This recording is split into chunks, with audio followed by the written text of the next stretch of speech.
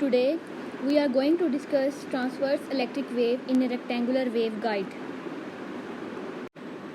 We have supposed a waveguide of rectangular shape with height A and width B, where A is taken greater than B. We are interested in the propagation of transverse electric wave, for which E Z equal to 0, Z component of electric field is 0. It means there exists no component of electric field in the direction of propagation of the wave. Now problem is to solve this equation with boundary conditions. Tangential component of E is equal to 0 and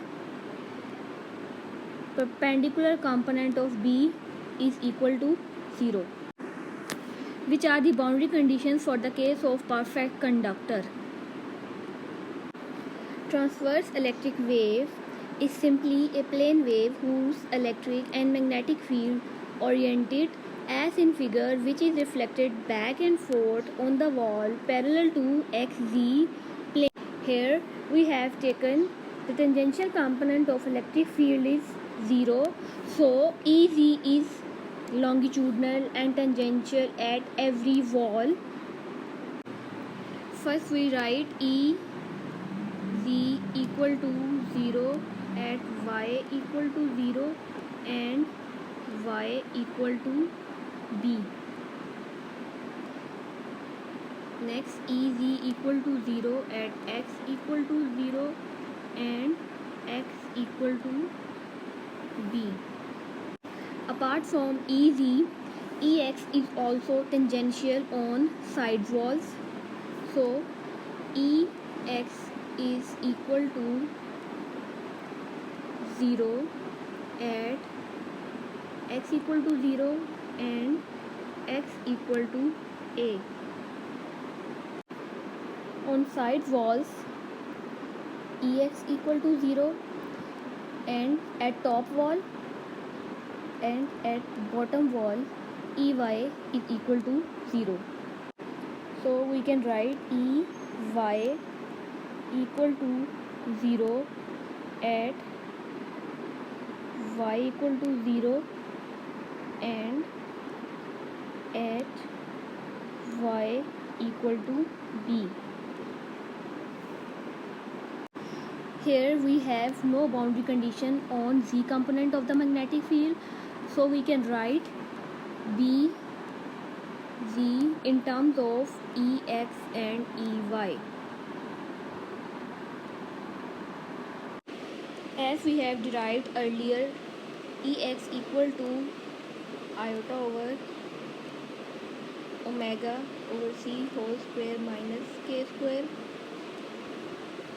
into omega partial BZY partial y plus K partial EV over partial X.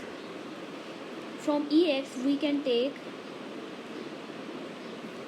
this term equal to 0 at X equal to 0 and X equal to A.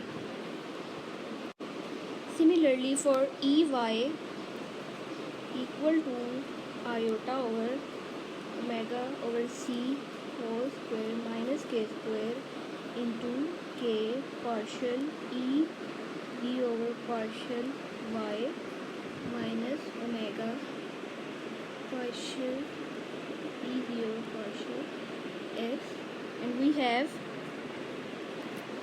EY equal to 0 at Y equal to 0 and Y equal to B.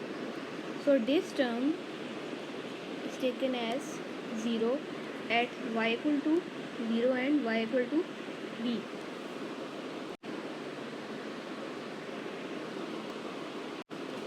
Now we have to find BZ, which is function of X and Y. So we can write by separation of variable equal to x and y. So we put this equation into this, and we will have y into partial square into x over x square plus x partial square y over partial y square plus omega over c whole square minus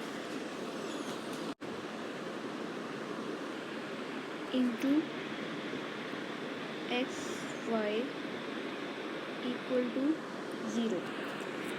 We take it as equation A. Now divide it by x y.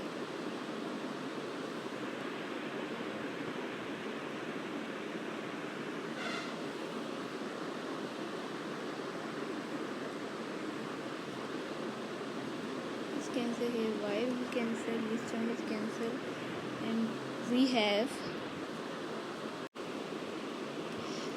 Now we assume the solution of this term equal to minus kx square, and solution of this term will be equal to minus ky square.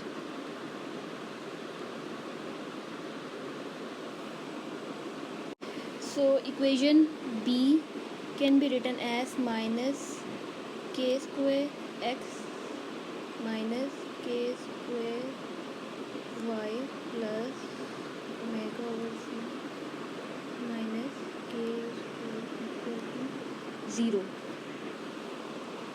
If we have considered 1 over x into partial square into x over partial x square equal to minus kx square, or 1 over y partial y square equal to minus k square. These are the two second order differential equations in the form of x and y. So solution of this second order differential equation is equal to x equal to a sine kx into x plus b cos into kx, and solution of this differential equation will be y equal to a prime sine ky into y plus b prime cos ky into y. This is taken as C and equation D. Taking derivative of equation C, we have x prime to x equal to kxa cos minus b kx into sine kx into x. We have the boundary condition at x equal to 0, partial b z over partial y equal to 0. bz here equal to x into y. So if we put this here, we will have x prime, that is the first order derivative of x with respect to small x equal to 0. So we have at x equal to 0, x prime equal to 0. If this is equal to 0, it means a is equal to 0.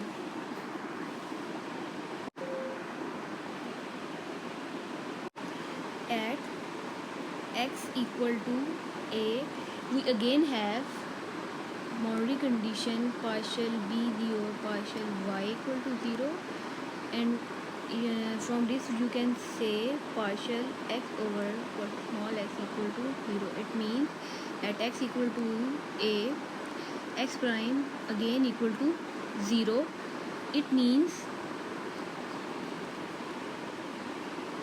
b kx sine kx now equal to 0, but b cannot be taken as 0, so the term sine ka into a equal to 0. It means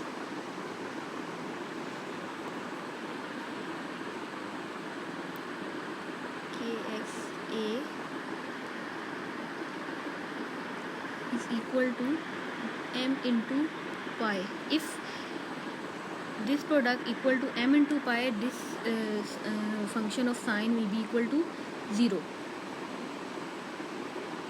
We have kx equal to m pi over a, where m should have the value of 0, 1, 2 and so on. From this we have derived the value of capital X equal to b cos of m pi over a into x.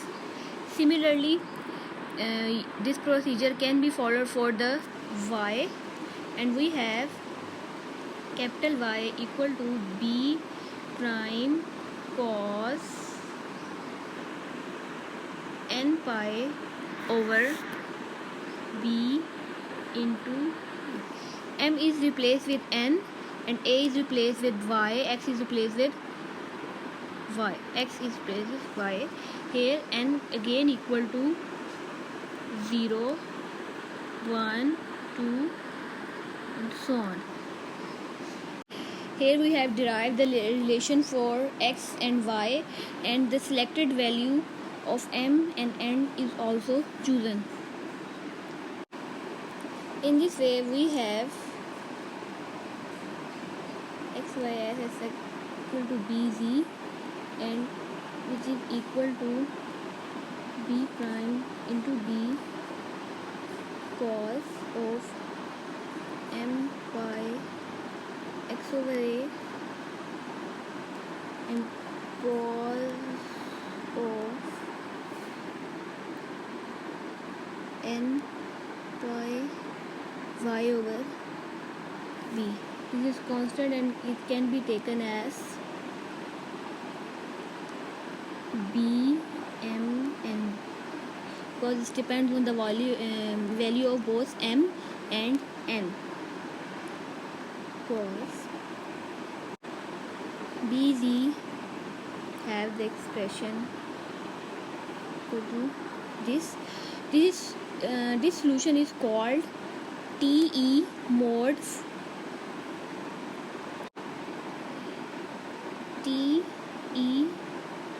TEMN mod, and this is the solution. This solution can be pronounced as TEMN mod, where the first index m is associated with a and the second index is associated with b. It is associated with a and it's associated with b. As we have a equal to b, so we can say m is greater than n. As we have a is greater than b, so we can say m is greater than n. This is the required condition. Rearranging this term, we have, and taking square root of it, we have this. Now put the value of kx and ky. Kx equal to m pi over a and ky equal to n pi over a. So we just put the value of ky and kx, and we have minus pi m over a plus m square b square.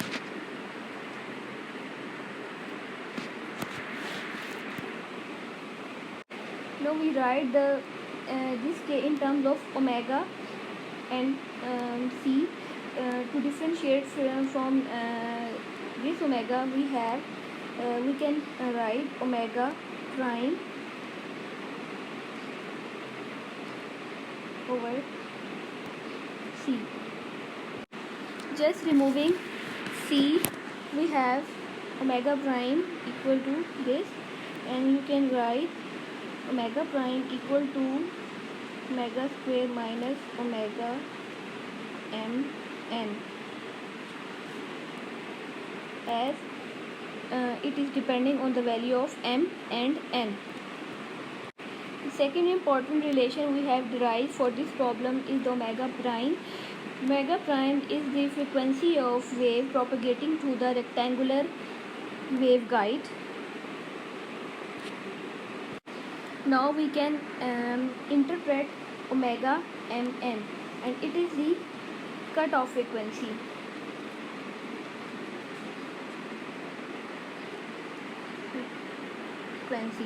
Why? If omega prime is less than 0, you can see from here omega mn will be greater than omega. Less than 0 means we have negative frequency, and negative frequency means we have facing the attenuation of the wave. So we can write the wave number is imaginary, and hence instead of traveling wave we have exponentially attenuating field. Now we have to determine lowest cutoff frequency for this waveguide, as we have m equal to 0, 1, 2 and so on, and n is also equal to 0, 1, 2 and so on. But we have the condition that m should be m should be greater than n. We have the condition that m should be greater than n. So the lowest cutoff frequency for a given waveguide occurs for mod TE 1, 0. 1 represent the m, and n represent the 0 represent the n. So you can say TE00 and TE01 mode are non-propagating mode for this waveguide. As TE10 is the lowest cutoff mode, and TE00 and TE01 are non-propagating mode, so we can derive the lowest cutoff frequency from here. Omega 1 0 equal to c pi over a. We have put here m equal to 1 and n equal to 0. This goes to 0, and we have c pi over a. This is the lowest cutoff frequency. Frequencies less than omega 1 0 will not propagate at all. We have the formula of propagation vector for this problem is equal to k equal to 1 over c square root of omega square minus omega square into omega square of mn, and the wave velocity is equal to c over square root of 1 minus omega mn over omega square into whole square. Here you can see omega is greater than c. Speed of v phase speed is greater than c is the speed of light. This is accepted because the energy carried by the wave travel at the group's velocity will be less than c, so it is accepted. Here you can derive the group velocity, which is equal to 1 over d omega by dk, which is after derivating omega with respect to k, we have this formula, and here you can see the vg group velocity is less than speed of light. So this is accepted because waves are traveling in the form of groups. or you can say an envelope of wave is traveling from this waveguide, and not a single wave but the envelope of wave is traveling from the this waveguide. So the group velocity is important than the phase velocity of this wave propagating through the rectangular waveguide. So Vg is group velocity is less than c. So now we conclude this topic. We have discussed transverse electric wave in rectangular waveguide, and we have derived the lowest or cutoff mode for this waveguide, which can propagate through the rectangular waveguide. So in the last, I have a question for you. Show that TE00 mode cannot occur for rectangular waveguide.